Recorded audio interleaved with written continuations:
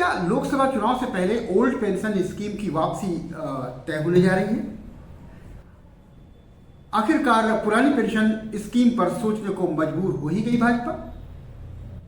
क्या कर्नाटक में बीजेपी की हार ने राष्ट्रीय स्तर पर ओपीएस की राह खोल दी है?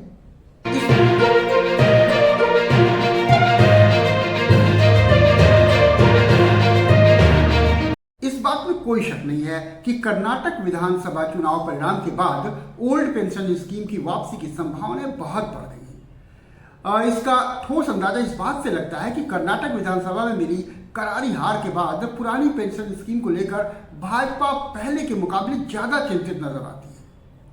पार्टी में इसे लेकर के विचार मंथन का दौर शुरू हो गया है।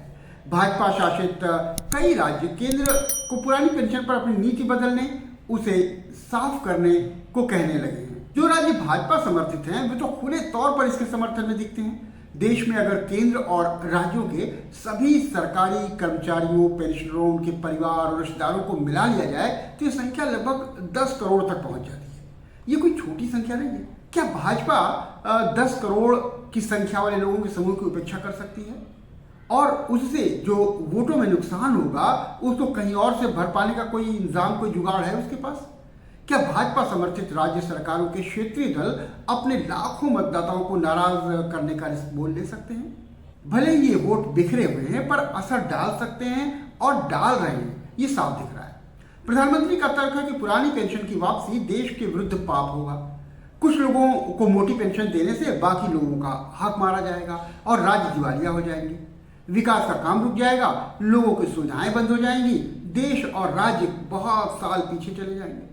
पर पार्टी में बहुतों का मानना है कि जिस तरह कांग्रेस को इसकी बहाली के वायदे से फायदा मिला है, विपक्षी चुनाव जीत रहे हैं, उसे देखते हुए हमें यह सोच बदलनी पड़ेगी। राज्यों और दूसरे लोगों का आगे चलकर के कुछ भी हो, पर हम ही चुनाव और सरकार से बाहर हो जाएंगे तो क्या बचेगा? बीजेपी सूत्रों के मुताबिक इस मुद्दे की गंभीरता को पार्टी आलाकमान भी अब समझ रहा है।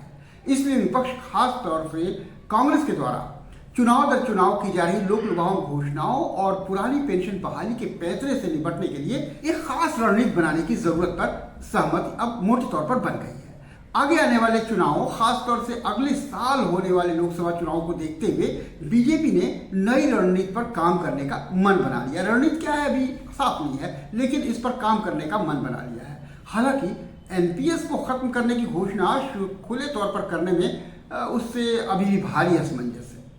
अगर हाल में राजनीतिक परिदृश्य पर नजर डालें तो ओल्ड पेंशन स्कीम चुनाव में बहुत बड़ा मुद्दा बनकर उभरा है। कांग्रेस ने हिमाचल और आपने पंजाब विधानसभा चुनाव में इसकी घोषणा की और इसे बड़ा मुद्दा बनाकर चुनाव में प्रचार किया। दोनों ही दलों ने चुनाव जीते और राजनीतिक विशेषज्ञों के मुताबिक ओल्ड पेंशन स्कीम ने इन्हें जिताने में महत्वपूर्ण भूमिका अदा की।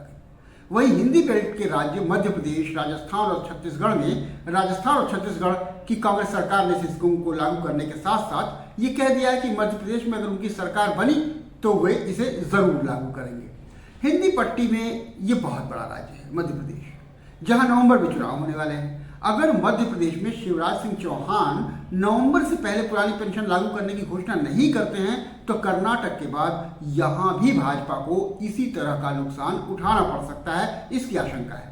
ऐसे में साफ है कि ये मुद्दा 2024 के आम चुनाव आते आते राज्यों से लेकर केंद्र की राजनीति में भी गूंज उठेगा और बेशक अपना असर भी दिखाएगा। स्टाफ साइट की राष्ट्रीय परिषद यानी जेसीएम के सचिव और नेशनल ज्वाइंट काउंसिल एनजीसीए के संयोजक शिव गोपाल मिश्रा ने साफ चेता दिया है कि 2024 में पुरानी पेंशन पर देश के 10 करोड़ सरकारी बाबुओं के कुनबे की नाराजगी मोल लेना भाजपा को बहुत भारी पड़ेगा। उन्होंने बताया कि हमने ये आंकड़ा केंद्र सरकार को दे दिया है, साथ ही ये भी बता दिया है कि जो पुरानी पेंशन बहाल करेगा वही देश पर राज करेगा। सूत्रों के मुताबिक सरकार को इस बात का एहसास हो गया है कि एनपीएस की समीक्षा के लिए कमेटी बनाना हो या वित्त मंत्री द्वारा इस तरह की कोई दूसरी घोषणा करनी हो, इस तरह की जो कवायदें हैं वो सरकारी कर्मचारी और उसकी यूनियनें इस जाल बट्टे में अब नहीं आने वाली। पुरानी पेंशन बहाली के लिए national joint council of action ने जो एक्शन प्लान तैयार किया है उसके तहत देश के विभिन्न हिस्सों में 8 जुलाई से सरकारी कर्मचारी आएंगे और नई दिल्ली के जंतर मंतर पर इकट्ठा होंगे। राज्यों की राजधानियों में प्रदर्शन होंगे। मानसून सत्र में संसद के बाहर विशाल प्रदर्शन किया जाएगा। इसके बाद एनजेसीए की बैठक होगी जिसमें आगे की रणनीति तय की जाएगी। रणनीति में भारत बंद का आह्वान भी शामिल है, मतलब मामला इसे राष्ट्रव्यापी बनाने का है, यानी भाजपा की तरह ये भी मिशन 2024 पर है।